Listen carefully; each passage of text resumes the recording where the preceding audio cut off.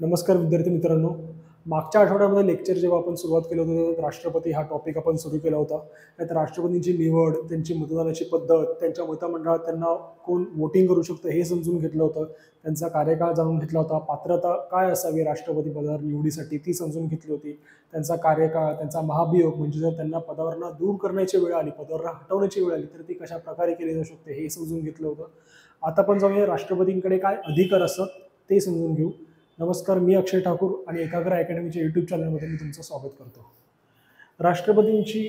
राष्ट्रपतींना असणारे अधिकार आणि त्यांचे कार्य काय ते आपण समजून घेऊ. राष्ट्रपतींना अनेक प्रकारचे अधिकार असतात. त्यातला सर्वात पहिला अधिकार जो आहे तो आहे कार्यकारी अधिकार. राष्ट्रपतींना एक्झिक्युटिव्ह पॉवर्स या दिलेल्या असतात. त्या एक्झिक्युटिव्ह पॉवर्स कोणत्या? त्या पंतप्रधानांची नियुक्ती राष्ट्रपती करतात. त्यांच्या सल्ल्यानुसार इतर मंत्र्यांची नियुक्ती सुद्धा राष्ट्रपतीच करत असतात. राज्यपाल, भारताचे महाधिवक्ता, महालेखा परीक्षक, मुख्य निवडणूक आयुक्त. राज्यपाल म्हणजे आपण म्हणू असतो गव्हर्नर, भारताचे महाधिवक्ता म्हणजे अटॉर्नी जनरल. त्यानंतर महालेखा परीक्षक म्हणजे ज्याला आपण CAG, controller and auditor general of India असं संबोधतो. मुख्य निवडणूक आयोग म्हणजे चीफ इलेक्शन कमिशनर आणि अदर इलेक्शन कमिशनर्स. त्यानंतर संघ लोकसेवा आयोगाचे अध्यक्ष म्हणजे आपल्या UPSCचे जे अध्यक्ष असतात ते, आणि या कमिशनचे इतर सदस्य.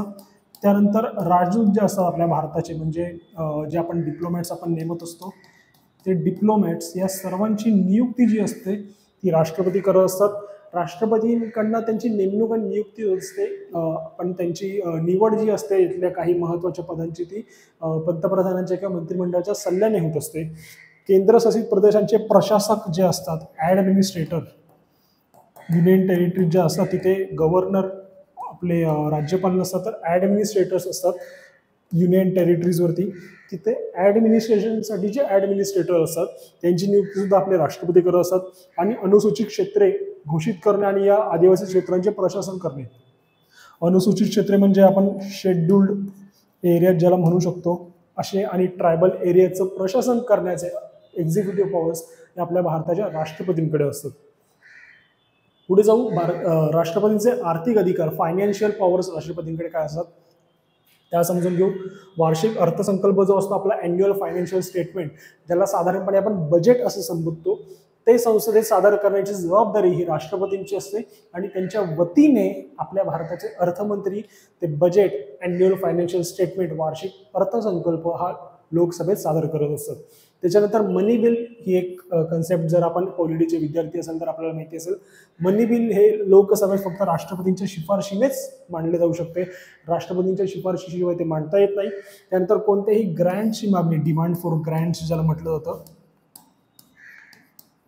ती राष्ट्रपतींच्या शिफारशीशिवाय करता येत नाही. कोणत्याही ग्रँटसाठी जी डिमांड ही राष्ट्रपतींच्या परवानगीशिवाय ठेवता येत नाही. कंटिंजन्सी फंड ऑफ इंडिया म्हणजे आपल्या भारताची ज्याला आपण तिजोरी म्हणू शकतो एका सांकेतिक पद्धतीने, त्या कंटिंजन्सी फंड ऑफ इंडियामधून आकस्मिक खर्चासाठीचा निधी जो असतो तो वितरित करण्याचे अधिकार सुद्धा राष्ट्रपतींकडे असतात. आणि प्रत्येक 5 वर्षांनी वित्त आयोग स्थापण्याचा अधिकार, फायनान्शियल कमिशन स्थापण्याचा अधिकार हा राष्ट्रपतींच्या फायनान्शियल पॉवर्समध्ये गणला जातो. त्यानंतर आहेत विधिमंडळ विषयातले अधिकार राष्ट्रपतींचे, लेजिस्लेटिव्ह पॉवर्स राष्ट्रपतीच्या, त्या काय आहेत ते आपण समजून घेऊ. तर राष्ट्रपती संसदेचं अधिवेशन बोलावतो, स्थगित करतो आणि लोकसभा बरखास्त सुद्धा करू शकतो. नवीन निवडणुकीनंतरचे पहिले अधिवेशन आणि दरवर्षीचे पहिले अधिवेशन म्हणजे दरवर्षीचं पहिलं अधिवेशन आपण जर म्हणायचं झालं तर बजेट सेशन हे आपलं पहिलं अधिवेशन असतं. लक्षात घ्या, दर वर्षाला संसदेचे 3 सेशन होत असतात. एक असतं बजेट सेशन, त्याच्यानंतर दुसरं असतं मॉन्सून सेशन ज्याला म्हटलं जातं, आणि तिसरं असतं विंटर सेशन.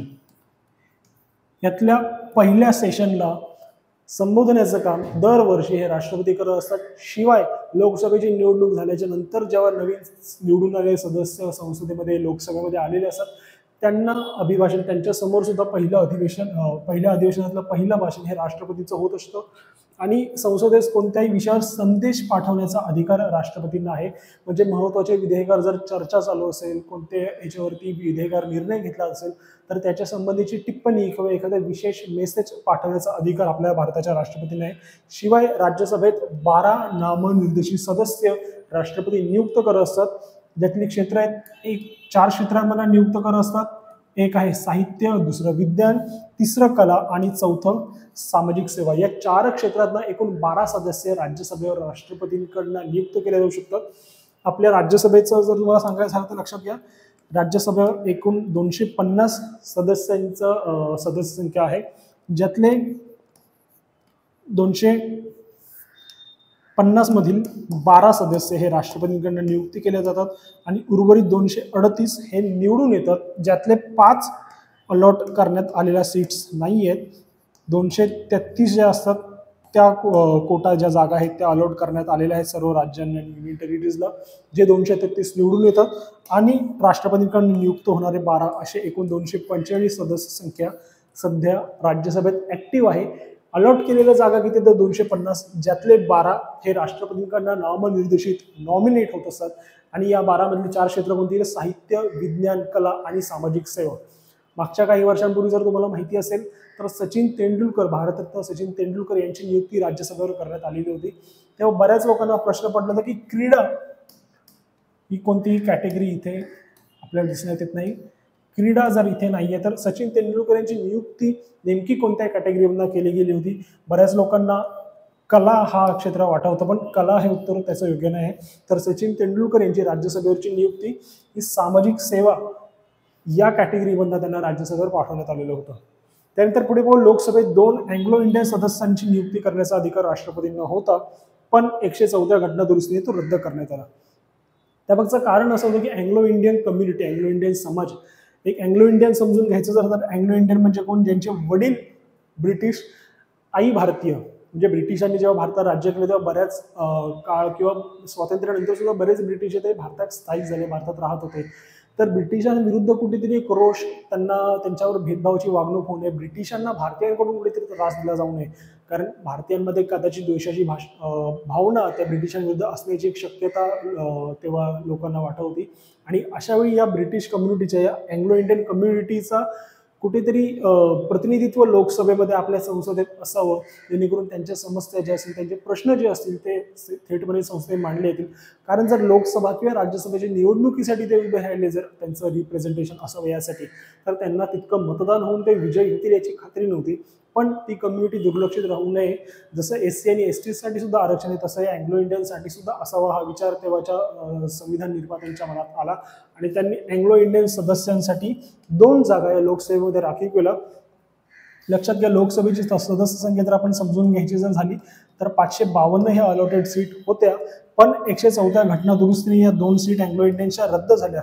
त्याच्यामागचं कारण असं की 2020 सुमारे हे रद्द झालं. तोपर्यंत अँग्लो इंडियनसाठी त्या काळात सुद्धा तशी गरज पडली नाही आणि नंतर अँग्लो इंडियनची जन्माला आलेली जी मुलं होती ती इंडियनच होती, इंडियन याच कॅटेगरीमध्ये मोडतात. त्यामुळे अँग्लो इंडियन्सना त्या प्रकारे प्रतिनिधित्व देण्याची गरज अस्तित्वात उरली नाही. त्यामुळे या 2 जागा नंतर रद्द करण्यात आल्या आणि आजची लोकसभेची सदस्य संख्या कमाल सदस्य संख्या ही 550 आहे. मॅक्झिमम लिमिट ही 550 आहे, ज्यातले टोटल 543 सदस्य लोकसभेमध्ये निवडून येईल. असा 7 जागा ज्या आहेत त्या अजूनपर्यंत अलॉट झालेल्या नाहीत. त्यातल्या काही जागा युनियन टेरिटरीची लोकसंख्या कमी असल्यामुळे त्यांना अलॉट झाल्या नाहीत, तर काही जागा या पाकिस्तान ऑक्युपाईड काश्मीर, पाकिस्तानने जो आपला काश्मीरचा भाग इलिगली ऑक्युपाईड करून ठेवलाय, तो भाग आपल्या भारतात जेव्हा समाविष्ट होईल तेव्हा तिथून खासदार नियुक्त व्हावा, यासाठी काही जागा तिथल्या सोडण्यात आलेल्या आहेत. म्हणजे ज्या 7 जागा अलॉट करण्यात आलेल्या नाहीत त्या आहेत युनियन टेरिटरीच्या आणि POK मधल्या. त्यामुळे समजून घेतलं तर लोकसभेमधल्या 2 अँग्लो इंडियन सदस्यांची नियुक्ती, राज्यसभेतल्या 12 सदस्यांची नियुक्ती आणि काही विधेयकांचे सादरीकरण करण्यासाठी राष्ट्रपतींची पूर्व परवानगी आवश्यक असते. असे सर्व विधिमंडळाविषयक अधिकार म्हणजे लेजिस्लेटिव्ह पॉवर्स हे राष्ट्रपतींकडे सुपूर्त असतात.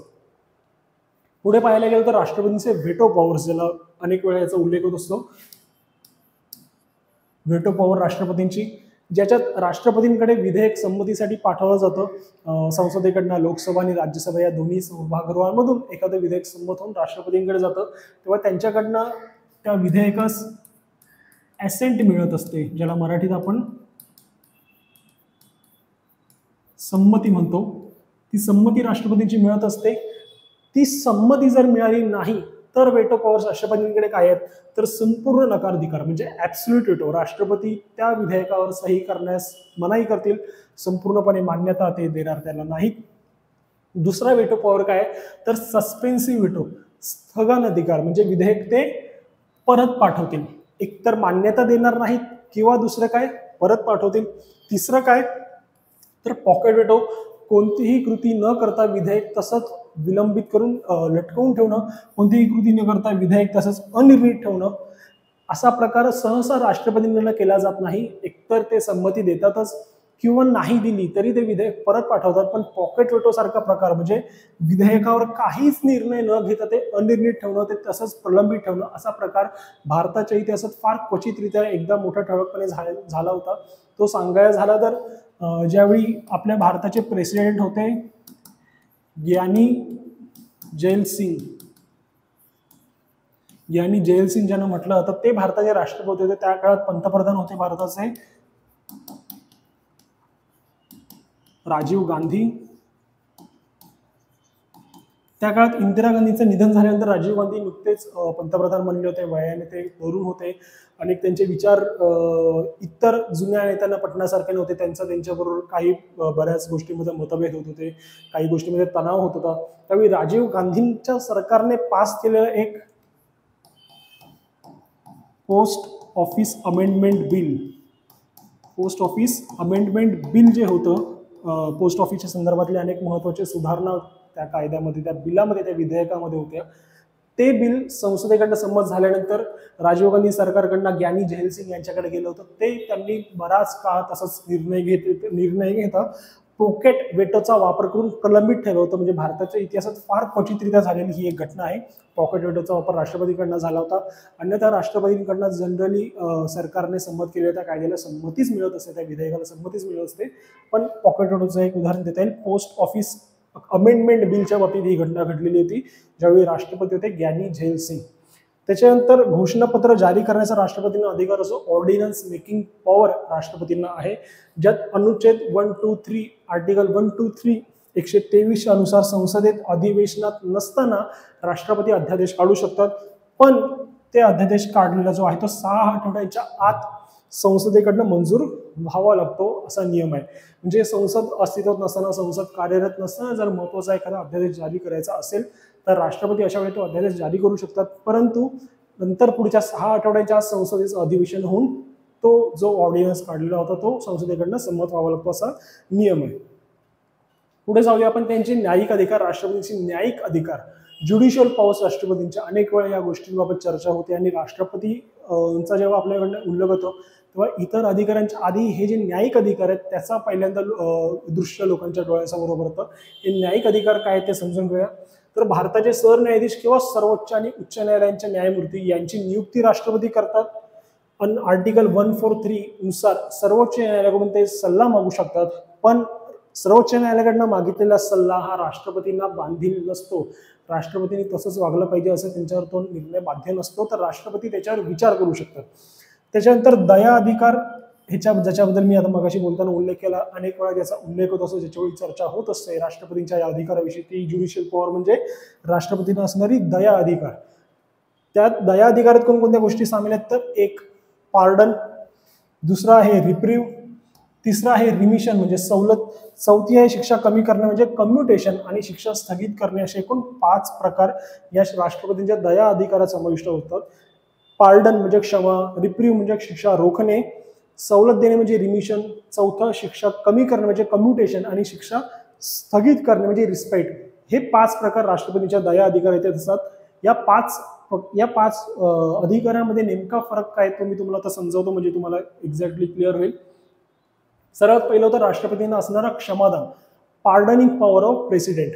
पार्डनिंग पॉवर म्हणजे काय तर गुन्ह्याच्या शिक्षेचे व दोषारोपणाचे पूर्णतः उच्चाटन, म्हणजे पूर्णपणे माफी, त्या गुन्ह्यासाठी, त्या गुन्ह्याच्या शिक्षेसाठी पूर्णपणे माफी राष्ट्रपतींकडून मिळत असते. हे प्रकरण असं कधी झालं होतं का तर हो, आपल्या भारताच्या इतिहास झालं होतं प्रकरण. सर्वात मोठं प्रकरण जर सांगायचं झालं तर केहर सिंग विरुद्ध union of India, Kehar Singh विरुद्ध भारत सरकार या 1989च्या प्रकरणामध्ये इंदिरा गांधी हत्या प्रकरणातला हा आरोपी होता केहर सिंग, ज्याला सर्वोच्च न्यायालयाने मृत्यूदंड ठोठावलेला होता. पण न्यायालयाने स्पष्ट केले की राष्ट्रपतींना आर्टिकल 72 अंतर्गत पूर्ण क्षमा देण्याचा अधिकार आहे, भले जरी गुन्हा गंभीर असला तरीही. त्यामुळे राष्ट्रपतींनी या गंभीर गुन्ह्यात सुद्धा पार्डनिंग पॉवरचा वापर करून केहर सिंगला मृत्यूदंडाच्या शिक्षातनं माफी दिलेली होती. आणि सर्वात जास्त क्षमादान, सर्वात जास्त पार्डनिंग ही राष्ट्रपती प्रतिभा देवीसिंग पाटील यांच्या कार्यकाळात झाली होती. त्यांच्या कार्यकाळात 30पेक्षा अधिक आरोपींची शिक्षा जी होती ती क्षमा करण्यात आलेली होती, माफ करण्यात आलेली होती. आणि यात 5 मृत्यूदंड झालेल्या आरोपींचा सुद्धा समावेश होता. ज्याच्यातला एक सतीश नावाचं एक प्रकरण 2012 साली घडलेलं होतं, ज्याच्यावर लहान मुलीवर अत्याचाराचा आरोप होता. त्याची शिक्षा सुद्धा राष्ट्रपतींकडनं माफ करण्यात आलेली होती. दुसरा होता रिप्रीव्ह, शिक्षा रोखणे. शिक्षा कमी करणे किंवा शिक्षा थांबवणे असं नाही, तर शिक्षा रोखणे. म्हणजे शिक्षा रोखणे म्हणजे काय, तर तात्पुरती स्थगिती, कायमची नाही तर तात्पुरती. हे प्रकरण कधी घडलं तर याकूब मेननच्या बाबतीत 2015 साली असं प्रकरण घडलं होतं. 1993 बॉम्बस्फोटातला हा आरोपी होता याकूब मेनन. 93चा बॉम्बस्फोट ज्यांना माहिती असेल की देशाला हादरून सोडणारे असं पहिला मोठा बॉम्बस्फोट आणि शहरी वस्त्यांमध्ये बॉम्बस्फोट झालेलं हे देशातलं पहिलं मोठं प्रकरण होतं, ज्याच्यात नागरी वस्त्यांमध्ये एकामागोमाग एक साखळी बॉम्बस्फोट झाले होते आणि अनेक शेकडो नागरिकांना याच्यात दिवसाढवळ्या मृत्यूला सामोरं जावं लागलं होतं. त्यातला हा आरोपी याकूब मेनन, ज्याला मृत्यूदंडात एकाहून अधिक वेळा स्थगित करण्यात आलं. का? जेणेकरून तो दया याचिका दाखल करू शकेल. म्हणजे त्याला दया याचिका दाखल करता यावी, त्याची संधी मिळावी म्हणून त्याची शिक्षा ही 1 पेक्षा अधिक वेळा स्थगित करण्यात आली होती. परंतु नंतर 2015च्या सुमारास याकूब मेमनला फाशी देऊन त्याला दंड देण्यात आला. पुढे जाऊ रिमिशन म्हणजे सवलत देणे. शिक्षेमध्ये सवलत म्हणजे काय, तर शिक्षेचा कालावधी कमी करणे, फक्त कमी होतो. शिक्षा तीच राहते, फक्त कालावधी कमी होतो.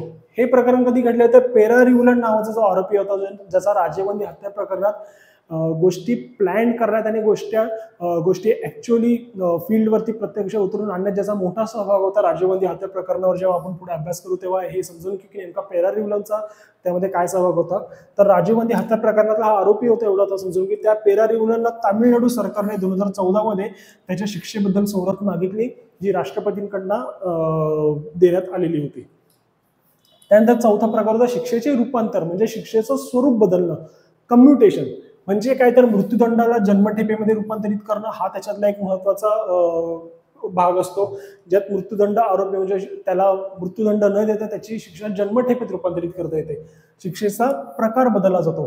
असं कोणत्या प्रकरणात घडलं होतं तर देविंदर पाल सिंग भुल्लर या 2014 सालच्या प्रकरणामध्ये, जो 1993 दिल्ली बॉम्बस्फोटातला दोषी होता, आरोपी नाही तर दोषी, त्याला राष्ट्रपती प्रणव मुखर्जी यांनी त्याचा मृत्यूदंड जन्मठेपेत रूपांतरित केला होता.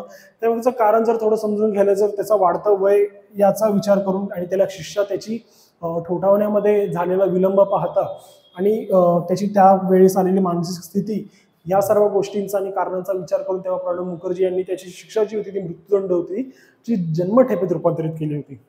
आणि शेवटचा आणि महत्वाचा 5वा प्रकार म्हणजे रिस्पाईट, शिक्षा स्थगित करणे. विशेष कारणांमुळे शिक्षा जी असते ती सौम्य शिक्षा दिली जाते. कारण वेगवेगळी असतात, गर्भधारणा की आरोपीचं वाढलेलं वयोमान. याच्यामध्ये नलिनी नावाची पुन्हा राजीव गांधी हत्या प्रकरणातलीच ही आरोपी होती, जी राजीव गांधी हत्या प्रकरणात ज्या मुलीने स्वतःचा जीव घालवून म्हणजे सुसाईड बॉम्बरने जिने स्वतःचा जीव देऊन राजीव गांधीची हत्या घडवून आणली, तिच्यासोबत असणारी ही दुसरी व्यक्ती म्हणजे नलिनी, ती गर्भवती असल्यामुळे तुरुंगात असताना ती गर्भवती राहिली आणि त्यामुळे तिचा मृत्यूदंड हा जन्मठेपेत रूपांतरित करून तिला शिक्षेमध्ये स्थगिती देण्यात आली, रिस्पाईट देण्यात आलेलं होतं. नंतर राष्ट्रपतींचे अधिकार महत्वाचे जर आपण पाहिले तर विदेश विषयक प्रकरणात त्यांना अधिकार असतात. ते काय असतात तर राष्ट्रपती आंतरराष्ट्रीय स्तरांवर भारताचं प्रतिनिधित्व करत असतात. भारताचे प्रमुख, भारताचे पहिले नागरिक राष्ट्रपती आपले मानले जातात आणि ते आंतरराष्ट्रीय प्रतिनिधित्व भारताचं करत असतात. शिवाय आंतरराष्ट्रीय करार आणि करारनाम्यांवर स्वाक्षरी राष्ट्रपती करत असतात.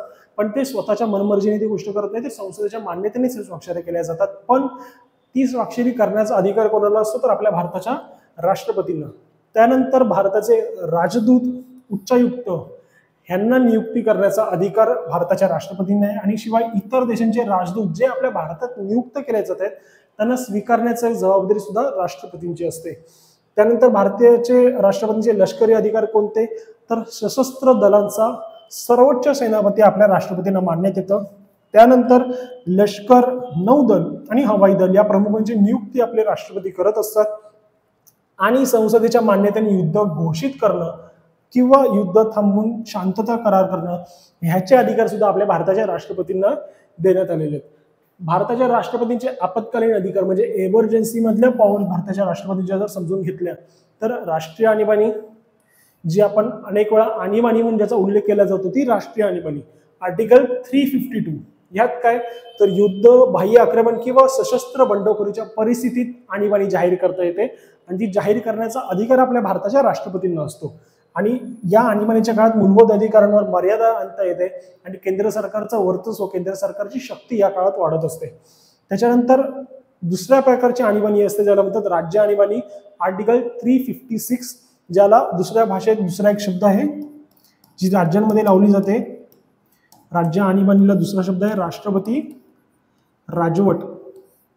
भारताच्या इतिहासात अनेक वेळा अनेक राज्यांमध्ये राष्ट्रपती राजवट लागलेली आहे. नुकतंच एक रिसेंट एक्झाम्पल जर सांगायचं झालं राष्ट्रपती राजवटीची, जर मणिपूरमधील जी हिंसा होती ती राज्य सरकारकडनं ताब्यात आणता आली नाही, मणिपूरमधली सगळी जी कायदा आणि सुव्यवस्था ती कोसळली, तेव्हा तिथल्या गोष्टी हाताळण्यासाठी राष्ट्रपतींकडनं तिथे राष्ट्रपती राजवट लावली गेली होती.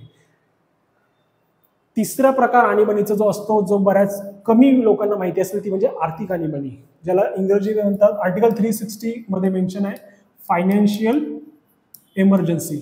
भारताच्या राष्ट्रपतींना असणाऱ्या आणीबाणीचे अधिकार 3 प्रकार आहेत. लक्षात घ्या, मी पुन्हा रिपीट करतो. राष्ट्रीय आणीबाणी आर्टिकल 352, राज्य आणीबाणी आर्टिकल 356 आणि फायनान्शियल इमर्जन्सी आर्टिकल 360. याच्यात काय तर देशाची आर्थिक स्थिरता धोक्यात आल्यास ती लागू करता येते आणि यावेळी काय होतं, सरकारी कर्मचाऱ्यांचं वेतन कमी करता येतं आणि वित्तीय शिस्त लावण्याचा अधिकार हे राष्ट्रपतींना प्राप्त होत असतात. या राष्ट्रपतींकडनं आपल्याला असलेले हे पॉवर्स आपण समजून घेतल्या. राष्ट्रपतींच्या बाबतीचे महत्त्वाचे मुद्दे आणि इतर विषयांबद्दल सुद्धा महत्त्वाचे मुद्दे आपण येणाऱ्या पुढच्या लेक्चर्समध्ये समजून घेऊ. तोपर्यंत धन्यवाद. एकाग्र अकॅडमीच्या YouTube चॅनलवरच्या इतर व्हिडिओजला तुम्ही भेट द्या आणि त्यातली तुम्ही माहिती समजून घ्या. धन्यवाद.